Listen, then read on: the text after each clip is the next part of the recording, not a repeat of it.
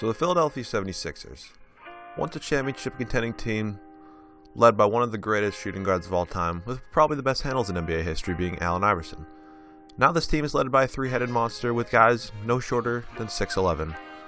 This MyGM series is going to be a total rebuild of that. We're going to get it so it's realistic, but it's also not going to be completely unrealistic where I have to just sign like random free agents. We go over and we look at the prospects here. Ben Simmons, great guy coming out of LSU, definitely at top of our board. We also have Brandon Ingram coming out of Duke, kind of like a poor man's Kevin Durant. Dragan Bender, we don't need another big man. Not looking to draft him out of Croatia. What we do need though, we do need a scorer. We need Buddy Hield. Buddy Hield can be a great shooting guard for us. He's going to give us instant points. Jaylen Brown, kind of that third small forward option in case the first two don't work out. And Chris Dunn, a point guard out of Providence. My number one target this year in the draft, because I'm sure we'll be absolutely terrible. We move over to our roster. As I said, we have three-headed monster of guys all over 6'11". Okafor not going anywhere. Ish Smith, good point guard. May or may not re-sign them depending if I get Chris Dunn or not. And then we have Joel Embiid and Nerlens Noel. One of them has to go. I'm going to decide very quickly which one it has to be. Probably in a coming up episode, you'll see that. Carl Landry, kind of a veteran, probably going to move him. TJ McConnell, nice point guard, can shoot a little bit.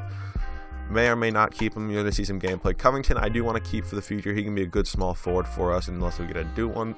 Isaiah Cannon can be a good backup shooting guard for us eventually once we get a better one. Jeremy Grant, young player, same with Hollis Thompson. Both can be very good from outside.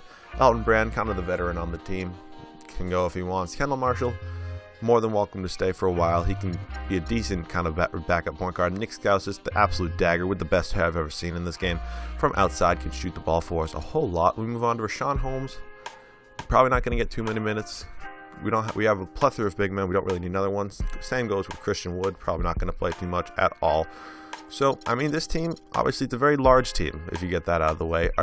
Our top three players, all centers. So, what I do with the rotation here, I actually move Okafor to the power forward position. That's what I'm going to be running. I move Noel to the center position. Really, reason being is because we need scoring at the center. Noel's a scorer, and Embiid's a defensive player. They're whole different monsters. One of them's got to go. I'm going to make a decision pretty soon which one it has to be. Other than that, we do have Ish Smith running the one. He should shoot a little bit more. You're going to see that in the upcoming gameplay.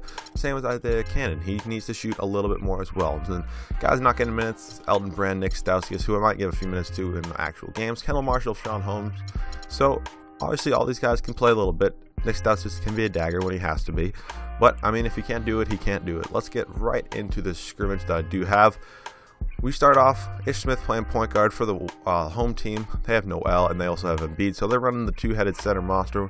Embiid playing the center position, actually. Noel playing the center position, I actually believe.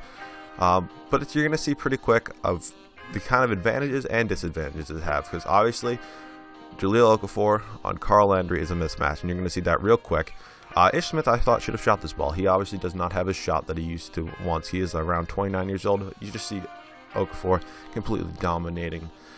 That's what I need him to do in this series. I need him to be an all-star center for the future. I need him to not choke us a game. He needs to progress his defensive game a lot. That is what I see him being for this team in the future. I don't think that he's going to help us if he's only an offensive player. You're going to see Carl Landry does get a nice mid-range jumper to go there. Veteran presence on the team, probably not going to play too many minutes between our three-headed monster unless I do move one of them, which I will be probably. What's impressed me right now, you're going to see later into this gameplay, it's a terrible pass. You're going to see that obviously they're not all going to fit on this team. So really what it comes down to is, do I want more defense or do I want more offense? And right now I want more offense, because I would rather have a high-scoring team than a team that's going to limit shooting. I don't know what the hell that was from Okafor right there. And then Nerlens Noel. Oh my god. So I'm probably going to have to let one of them go. And that's probably going to have to be Embiid. That's my current thought. I'd rather have Noel. He can stretch the floor a lot more. He's also a much better scorer. He also drives to the hoop a whole lot more. So next episode, we are going to be looking for some trades for him. We continue this gameplay though with Jeremy Grant, young player. Not the greatest shooter. Nick Stauskas is obviously our dagger. He does not pull up there. Then we have Embiid, not the greatest offensive presence, more of a rim protector for us. Jeremy Grant is still not the greatest shooter. You're going to see him shoot it here, and he absolutely breaks. Now we move on to Okafor, pushing up for the home team. This is just a quick scrimmage that happened in our practice facility. We're warming up. We're going to see Covington pump fake there. Not the greatest shot from Nerlens Noel. So there's progression that needs to happen. This is a very young team. We're going to be a future team. In the future, we're going to be do very well. I don't think that we're going to do anything this year. I don't think we're going to make the playoffs. I don't think we're even going to be contending. I bet we win no more than 30 games, which our general manager or our team owner wanted us to win at least 47 games, and I assured him that would not be happening. So, as you can see from this gameplay, we're not a team that can move the ball very well, and that is just because how big we are. That is why we need to bring in some players that can really stretch the floor. I want to run in transition a lot. That's what I want our tempo to be. I want a tempo that's going to make it so other teams have to exercise a whole lot to keep up with us. We are a young team, so that is where you're going to get it from the veterans. See, Joel Embiid can't finish there. He is not there quite yet offensively. I'm going to actually see what I can get for him and then what I can get for Noel. I'm interested in either shopping both of them. Obviously, Okafor is an offensive presence, and then Embiid is a defensive presence. That's the only reason I would possibly want to shop Noel. But Noel is the bigger offensive presence. He can stretch the floor better than any of the other centers on my team. That is kind of the reason I want to keep him. Obviously, you see Isaiah Cannon still can't shoot. We're going to have to work a lot on that in this offseason.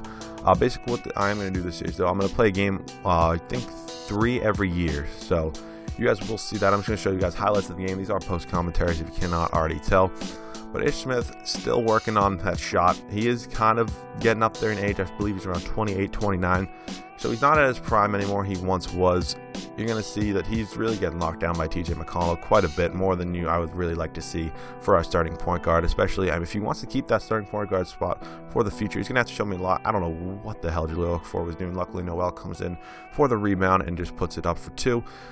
This is a quick scrimmage I just did run. I wasn't playing. CPU was playing, but as I said, we do need to find a shooting guard that can shoot a lot more. Nick Stauskas may occasionally come off the bench for a little while, but he's obviously not what we need him to be for a long time in the future. So what I'm going to do here is we're just going to move over to our assets after Carl Landry absolutely ends Jaleel Okafor's life. Now we move on to our assets.